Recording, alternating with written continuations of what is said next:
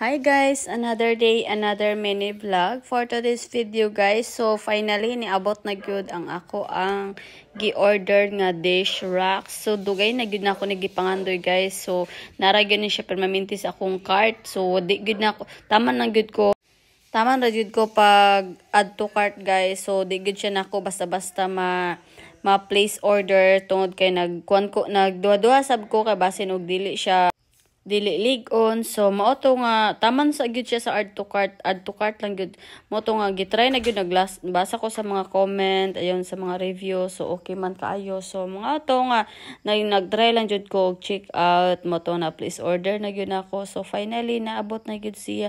So ayan lipay kay ko pagkakita pa lang nako aning nakaingon gyud ko wow. So kuan gyud kay siya kanang ligon kay siya. So dili gyud ko magmahay ani nga nakapalit ko ani. So, ani pag-abot ani kay na si tate. So, murag dili ra kay ta makasaba ani nga nag-order ko niya.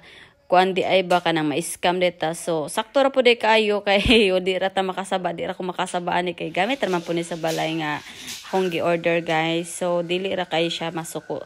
Ako di jud ko hilig kayo mamalit-palit sa kuha. So, sa kuang gamit. Pero sa mga pambalay gani mahilig jud kay kumang kuan ko na basta na ako gamay extra mag lantaw-lantaw lang ni ko TikTok kana ko ni siya napalit guys. So kung nakoy makita nga ganahan ako nya wala pud mi ani nga gamit. So wala mi ingon ani nami butanganan og plato pero dili ingani ba. So ganahan ko ani kay duha man among kusina. So diri na ko ni siya is butang diri sa kusina nga diri sa sulod kusina nga dool sa among sala. So dili lahi itong dito sa dirty kitchen.